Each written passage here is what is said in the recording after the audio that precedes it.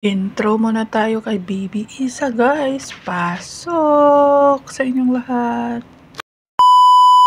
A day in my life as a mom of 3 living in Hong Kong. So for today's vlog, so meron kaming sports day today. Ayan, dito lang yan sa una ng bahay namin, guys. So parents and child ito, guys, para at least makapag-exercise din yung mga nanay at tatay, makapag-banding sa mga anak at saka mga classmates ng mga bata.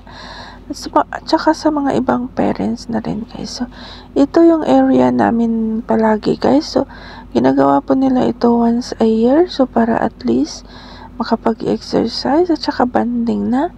So, ayan, ito yung first na task namin. So, yung tatakbo, lahat na parents and child, tatakbo. Ayan, dalhin mo yung anak mo. Ikaw na ang bahala. Char.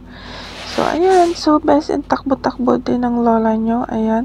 Para hindi ko pa makaya yung dalhin yung katawan ko, guys. Kasi meron akong bag sa likod.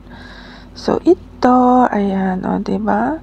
So, ayan si Isa natin, guys. Siya lang mag-isa, guys. Kasi yung kapatid niya is primary na. So, elementary na yung mga kapatid niya.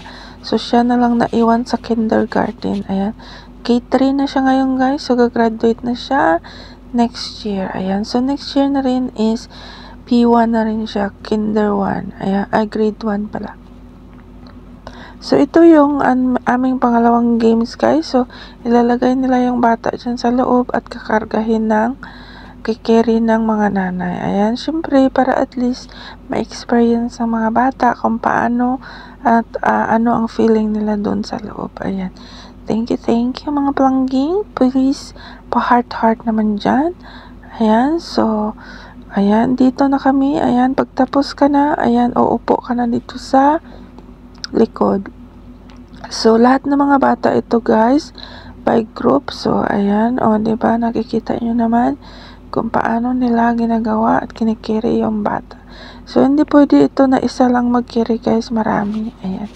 So, ayan, so, break time, ayan, so takbo dito, takbo doon ang ating Baby Isa kasi yung friend niya is taga China. So gusto nilang kausapin si Isa, guys, kasi English si Isa, tsaka yung anak nila ay hindi masyado marunong mag-English. So ayan, pinapakausap sa ka-Isa.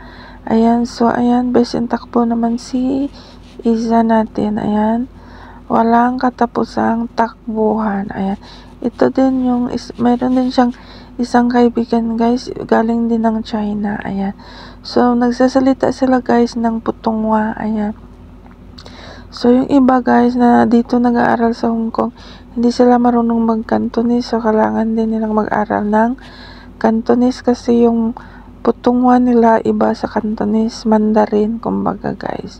So ayan, ito yung next na game na naman namin, guys. Ayan, kukuha ka ng fruits, tsaka ilalagay doon sa kabilang area. Ayan. O, diba? So, ayan si Isa na. Isa's turn. So, yung kinuha niya is mangga. Kasi nga, paborito nila ng kapatid niya ay mangga.